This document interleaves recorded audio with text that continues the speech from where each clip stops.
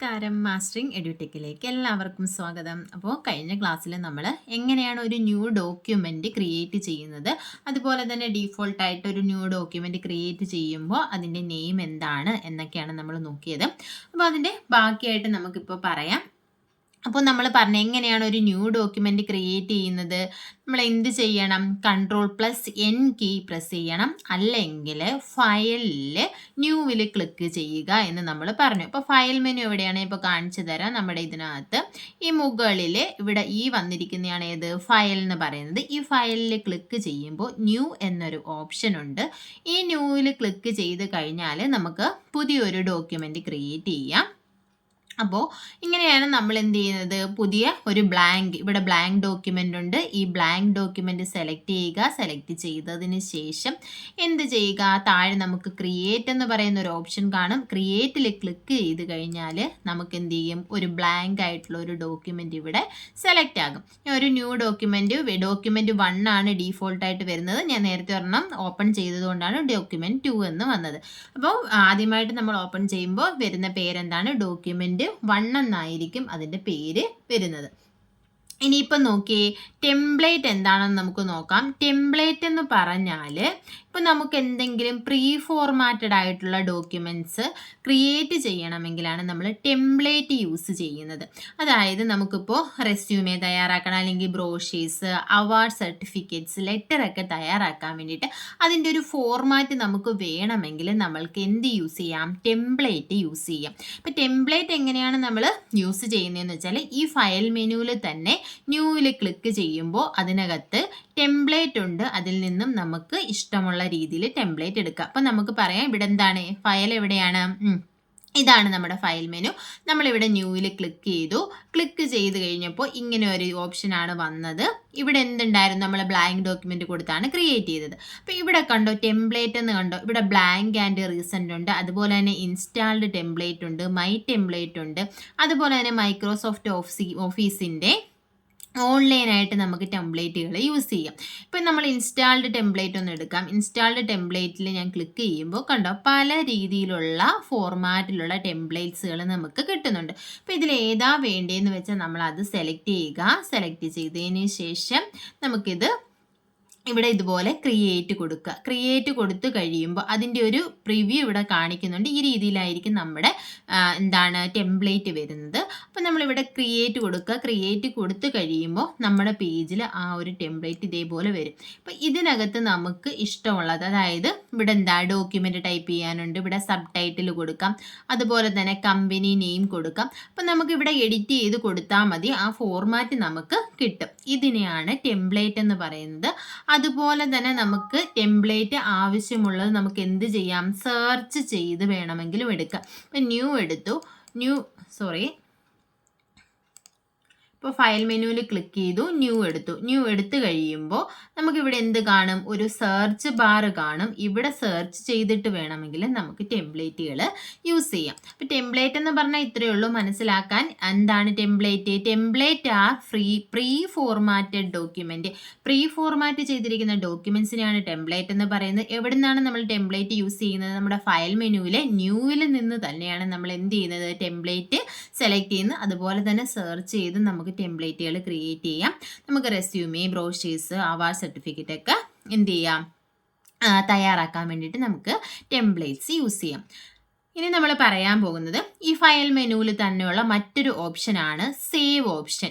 എങ്ങനെയാണ് നമ്മളൊരു ഡേറ്റിനെ അല്ലെങ്കിൽ നമ്മുടെ ഈ വേർഡ് ഡോക്യുമെൻറ്റിനെ സേവ് ചെയ്യുന്നത്? അപ്പം നോക്കി, ഇതാണ് നമ്മുടെ ഫയൽ മെനു. ഇവിടെയാണ് എന്തുള്ളത്, നമ്മുടെ സേവ് എന്ന് പറയുന്ന ഓപ്ഷൻ ഉള്ളത്. നോക്കി, ഇവിടെ 2 ഓപ്ഷൻസ് ഉണ്ട്, സേവും ഉണ്ട്, സേവ് ആസും ഉണ്ട്. അപ്പോൾ ഇത് തമ്മിലുള്ള ഡിഫറൻസ് എന്താണെന്ന് നമ്മൾ ആദ്യമേ മനസ്സിലാക്കണം. സേവ് എന്ന് പറഞ്ഞാൽ ഇപ്പം നമ്മൾ നേരത്തെ സേവ് ചെയ്തിട്ടുള്ള ഒരു ഫയൽ, ഇപ്പം ഈ ഒരു ഡോക്യുമെൻ്റ്, ഇത് ഞാൻ തയ്യാറാക്കിയിരിക്കുന്ന ഡോക്യുമെൻ്റ് ഞാൻ സേവ് ചെയ്തിട്ടുള്ളതാണ്. എന്നിട്ട് ഞാൻ വീണ്ടും ഇതിൽ പുതിയ കുറച്ച് കണ്ടൻറ്റും കൂടി ആഡ് ചെയ്തതിന് ശേഷം എനിക്ക് സേവ് ചെയ്യണമെങ്കിൽ ഞാൻ സേവ് ഓപ്ഷൻ കൊടുത്താൽ മതി. സേവ് ചെയ്യാനുള്ള ഷോർട്ട് കട്ട് കീ Ctrl+S ആണ്. Ctrl+S കൊടുത്താൽ നമുക്ക് സേവ് ആകും. അപ്പോൾ എന്ത് ചെയ്താൽ മതി, നമുക്ക് പ്രീവിയസ്ലി സേവ് ചെയ്തിട്ടുള്ളതിൽ പുതിയ കണ്ടന്റ് ആഡ് ചെയ്തിട്ട് സേവ് ചെയ്യാനാണ് സേവ് ഓപ്ഷൻ യൂസ് ചെയ്യുന്നത്. സേവ് ആസ് ആണെന്നുണ്ടെങ്കിൽ നമുക്കൊരു ന്യൂ ഫയലിന് ഒരു പേര് കൊടുത്തിട്ട് സേവ് ചെയ്യണം. അങ്ങനെയാണെങ്കിൽ നമ്മൾ സേവ് ആസ് യൂസ് ചെയ്യും. അതല്ല എന്നുണ്ടെങ്കിൽ ഇപ്പോൾ നമുക്ക് എക്സിസ്റ്റിംഗ് ആയിട്ടുള്ള ഇപ്പോൾ ഒരു ഫയലുണ്ട്. ഇപ്പം നോക്കിയേ, ഇതൊരു ഒരു ന്യൂ ഫയൽ ഞാൻ ക്രിയേറ്റ് ചെയ്യുകയാണ്. ഇവിടെ നമ്മൾക്ക് എന്ത് ചെയ്യാം, ന്യൂ ഫയല് കാണിച്ചു തരാം. ന്യൂ ഫയൽ ഞാനിവിടെ ക്രിയേറ്റ് ചെയ്തു. ബ്ലാങ്ക് ഡോക്യുമെൻ്റ് ആണ്, ഞാൻ ക്രിയേറ്റ് കൊടുത്തു. ക്രിയേറ്റ് കൊടുത്തപ്പോൾ ഇവിടെ ഇങ്ങനെ ഒരു ഡോക്യുമെന്റ് 4 എന്നും പറഞ്ഞ് വന്നു. ഇതിനെ എനിക്ക് സേവ് ചെയ്യണം. അപ്പം ഞാൻ എങ്ങനെ സേവ് ചെയ്യും, ഫയൽ എടുത്തു, ഇവിടെ സേവ് ആസ് കൊടുക്കുക. സേവ് ആസ് കൊടുക്കുമ്പോൾ ഇവിടെ സേവ് ആസ് എന്ന് പറയുന്ന ഒരു ഡയലോഗ് ബോക്സ് വരും. കണ്ടോ, ഇതാണ് ഡയലോഗ് ബോക്സ്. അപ്പോൾ ഇവിടെ നമുക്ക് ലൊക്കേഷൻ സെലക്ട് ചെയ്യാം. ഇത് അറിയാവുന്നവർ കാണും, പക്ഷേ ഇത് കുറേ നാളുകൊണ്ട് യൂസ് ചെയ്യാതെ അറിഞ്ഞൂടാത്തവരും കാണും. അവർക്ക് വേണ്ടിയിട്ടാണ് ഇത്ര ഡീറ്റെയിൽഡ് ആയിട്ട് പറയുന്നത്. അപ്പം നമ്മളിവിടെ ലൊക്കേഷൻ സെലക്ട് ചെയ്യുക. എവിടെയാണോ സേവ് ചെയ്യേണ്ടത് ആ ലൊക്കേഷൻ സെലക്ട് ചെയ്യുക. അപ്പം നമുക്കിവിടെ ഡിസ്ക് ഉണ്ട്, C drive, D drive, E drive, അങ്ങനെ ഓരോ ഡ്രൈവും ഉണ്ട്. അപ്പോൾ നമുക്ക് ഏത് ഡ്രൈവ് ആണോ വേണ്ടത് ആ ഡ്രൈവ് സെലക്ട് ചെയ്യുക. അവിടെ നമ്മുടെ ഫോൾഡർ ഉണ്ടെങ്കിൽ ഇപ്പോൾ ഒരു ന്യൂ ഫോൾഡർ ഞാനിവിടെ കൊടുത്തു. എന്നിട്ട് ഇവിടെ എന്ത് ചെയ്യുക, ഇവിടെ ഫയൽ നെയിം നമുക്ക് ഇഷ്ടമുള്ള ഒരു പേര് കൊടുക്കുക. ഞാൻ ഇപ്പോൾ എന്ന് പേര് കൊടുത്തു. കൊടുത്തതിന് ശേഷം ഇവിടെ താഴെ എന്തുണ്ട്, ഇവിടെ നമുക്ക് ഏത് ഫോർമാറ്റ് സേവ് ആസ് ടൈപ്പ്, അതായത് നമുക്ക് ഏത് ടൈപ്പ്, വേർഡ് വേണോ PDF വേണോ, ഏത് ഫോർമാറ്റിലുള്ള ഡോക്യുമെൻറ്റാണ് വേണ്ടതെന്ന് വെച്ചാൽ അത് സെലക്ട് ചെയ്ത് കൊടുക്കാം. അതിനുശേഷം എന്ത് ചെയ്യുക, സേവ് കൊടുക്കുക. സേവ് കൊടുക്കുമ്പോൾ അതെന്ത് ചെയ്യും, കണ്ടോ ഇവിടെ നെയിം മാറി. എന്ത് പേരായി, ഞാൻ ഇപ്പോൾ സേവ് ചെയ്ത എ എന്നുള്ള ഒരു പേരിലായി. ഇനി നമുക്കിവിടെ ഞാൻ ഇതിൽ എന്തെങ്കിലും കണ്ടന്റ് എക്സ്ട്രാ ആഡ് ചെയ്തു. ആഡ് ചെയ്തതിന് ശേഷം നമ്മൾ എന്ത് ചെയ്താൽ മതി, സേവ് ഓപ്ഷൻ കൊടുത്താൽ മതി. അപ്പോൾ എന്ത് ചെയ്യും, ഇത് സേവ് ആയിക്കോളും. ആ ഒരു പേരിൽ തന്നെ സേവ് ആകും. ഇനി സേവ് ആസ് എന്ന് പറഞ്ഞാൽ ഇപ്പം ഞാൻ എ എന്നൊരു പേര് കൊടുത്തു. എനിക്ക് ഈ പേര് മാറ്റിയിട്ട് വേറൊരു പേര് കൊടുക്കണം.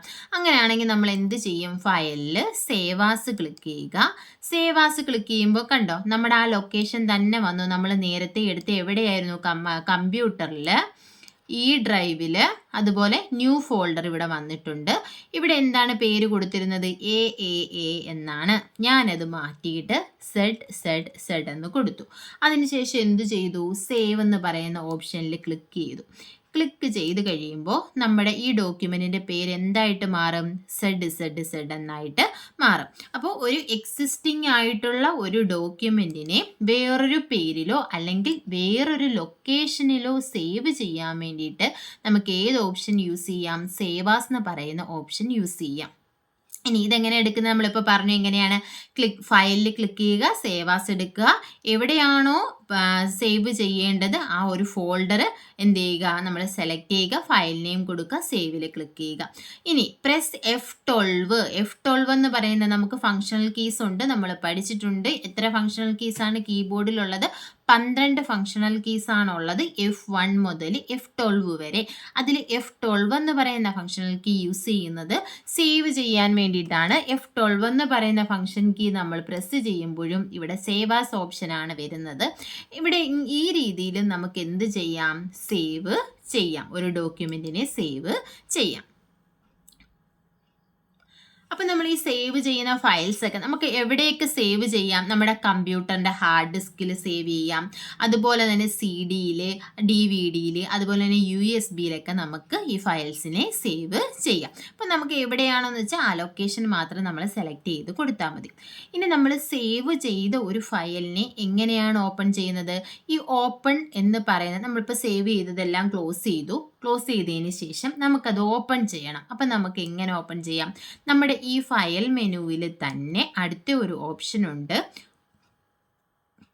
ഓപ്പൺ എന്ന് പറയുന്ന ഓപ്ഷൻ കണ്ടോ, ന്യൂ ഓപ്പൺ ചെയ്യാനുള്ള ഷോർട്ട് കട്ട് കീ ഉണ്ട്, Ctrl+O ആണ് ഓപ്പൺ ചെയ്യാനുള്ള ഷോർട്ട് കട്ട് കീ.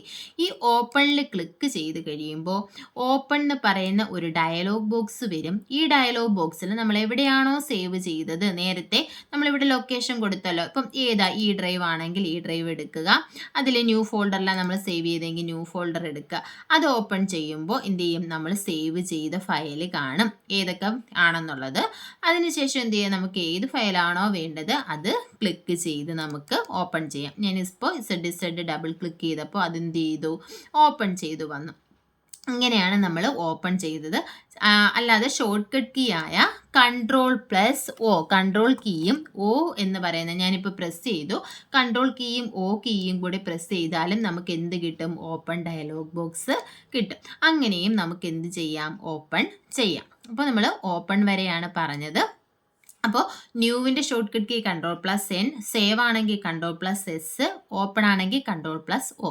ഇനി നമുക്ക് എന്ത് ചെയ്യണം? പ്രിന്റ് ചെയ്യണം. പ്രിന്റ് ചെയ്യാൻ വേണ്ടിയിട്ട് എന്താണ് യൂസ് ചെയ്യുന്നത്? ഷോർട്ട് കട്ട് കീ ഏതാണ്? Ctrl+P ആണ്. അപ്പോൾ കീബോർഡിൽ Ctrl+P ക്ലിക്ക് ചെയ്യുക. അപ്പോൾ ഇതുപോലെ ഒരു പ്രിന്റ് ഡയലോഗ് ബോക്സ് വരും. അതല്ലാന്നുണ്ടെങ്കിൽ നമുക്ക് ഫയലിൽ തന്നെ പ്രിന്റ് ചെയ്യാനുള്ള ഓപ്ഷൻ ഉണ്ട്. ഫയൽ മെനു എടുക്കുക. ഫയൽ മെനുവിൽ ക്ലിക്ക് ചെയ്യുമ്പോൾ കണ്ടോ ഇവിടെ പ്രിന്റ് എന്ന് പറയുന്ന ഓപ്ഷൻ ഉണ്ട്. ഈ പ്രിന്റിൽ തന്നെ 3 ഓപ്ഷൻ ഉണ്ട്. പ്രിന്റ് ഉണ്ട്, ക്വിക്ക് പ്രിന്റ് ഉണ്ട്, പ്രിന്റ് പ്രിവ്യൂ ഉണ്ട്.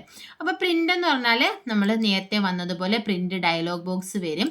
ഇവിടെ നമുക്ക് എന്ത് കൊടുക്കാം? പേജ് റേഞ്ച്, എല്ലാ പേജും പ്രിന്റ് ചെയ്യണോ അതോ കറണ്ട് പേജ്, അതായത് നമ്മുടെ കറണ്ട് പേജ് എന്ന് പറഞ്ഞാൽ ഏത് പേജിലാണോ നമ്മുടെ മൗസിൻ്റെ കഴ്സർ നമ്മൾ പ്ലേസ് ചെയ്തിട്ടുള്ളത് ആ പേജ് അതിൻ്റെ പ്രിൻ്റ് ആയിരിക്കും വരുന്നത്. അതല്ല എന്നുണ്ടെങ്കിൽ നമുക്കിവിടെ പേജസ് ഓപ്ഷനിൽ എത്ര മുതൽ എത്ര വരെയുള്ള പേജസ് വേണം എന്നത് കൊടുക്കാം. അതിനുശേഷം ഇവിടെ നമ്പർ ഓഫ് കോപ്പീസ് ഉണ്ട്. ഇവിടെ എത്ര നമ്പർ ഓഫ് കോപ്പീസ് വേണം? 1, 2, 3 എന്നുള്ള നമ്പർ ഓഫ് കോപ്പീസ് നമുക്ക് കൊടുക്കാം. കൊടുത്തതിന് ശേഷം പ്രിൻ്റ് കൊടുത്തു കഴിഞ്ഞാൽ നമുക്ക് എത്ര നമ്പർ ഓഫ് കോപ്പീസ് ആണോ കൊടുത്തേക്കുന്നത്, അതിൽ നമ്മൾ ഏതൊക്കെ പേജാണോ കൊടുത്തേക്കുന്നത് അതിൻ്റെയൊക്കെ പ്രിൻ്റ് നമുക്ക് ലഭിക്കും. ഇനി നമ്മൾ ഫയൽ മെനു എടുത്തപ്പോൾ പ്രിന്റിൽ ഒരു ഓപ്ഷൻ കണ്ടു. എന്താണ്? Quick print. ക്വിക്ക് പ്രിന്റ് എന്ന് പറഞ്ഞാൽ നമുക്ക് ഡയറക്റ്റ് പ്രിന്റ് എടുക്കണമെങ്കിൽ നമ്മൾ എന്ത് കൊടുത്താൽ മതി? ക്വിക്ക് പ്രിന്റ് കൊടുത്താൽ മതി. ഇനി നോക്കിയേ പ്രിന്റ് പ്രിവ്യൂ, അതായത് നമ്മൾ പ്രിന്റ് എടുക്കുമ്പോൾ നമ്മുടെ പേജസിൽ കറക്റ്റ് അലൈൻമെന്റ് ആണോ, അതെങ്ങനെയാണ് പ്രിന്റ് ചെയ്യുമ്പോൾ വരുന്നത് എന്നറിയാൻ വേണ്ടിയിട്ടാണ് നമ്മൾ എന്ത് ചെയ്യുന്നത്? പ്രിന്റ് പ്രിവ്യൂ എടുക്കുന്നത്. അപ്പോൾ ഇതുപോലെ നമുക്ക് കാണാൻ പറ്റും എത്ര പേജസ് ഉണ്ട്, ആ പേജസിലൊക്കെ എങ്ങനെയാണ് പ്രിന്റ് ചെയ്യുമ്പോൾ വരുന്നതെന്നുള്ളത്. ഇവിടെ നമുക്ക് പ്രിന്റ് പ്രിവ്യൂ കണ്ടു കഴിഞ്ഞാൽ നമുക്ക് എന്ത് ചെയ്യാം? ഒന്നുകിൽ ഡയറക്റ്റ് ഇവിടുന്ന് പ്രിന്റ് കൊടുക്കാം. ഇവിടെ പ്രിന്റ് ഓപ്ഷൻ ഉണ്ട്, അങ്ങനെ പ്രിന്റ് കൊടുക്കാം. അതല്ല എന്നുണ്ടെങ്കിൽ നമുക്ക് എന്ത് ചെയ്യാം? ഇവിടെ ക്ലോസ് പ്രിന്റ് പ്രിവ്യൂ കൊടുക്കാം. അപ്പോൾ പ്രിന്റിന്റെ ഷോർട്ട് കട്ട് കീ എന്ന് പറയുന്നത് Ctrl+P ആണ് പ്രിന്റിന്റെ ഷോർട്ട് കട്ട് കീ. അപ്പോൾ ഈ ഫയൽ മെനുവിലുള്ള ഓപ്ഷൻസ് നമ്മൾ നോക്കി. ഏതൊക്കെയാണ് പറഞ്ഞത്? ഫയൽ മെനുവിൽ നമ്മൾ കഴിഞ്ഞ ദിവസം ടൈറ്റിൽ ബാർ പറഞ്ഞു.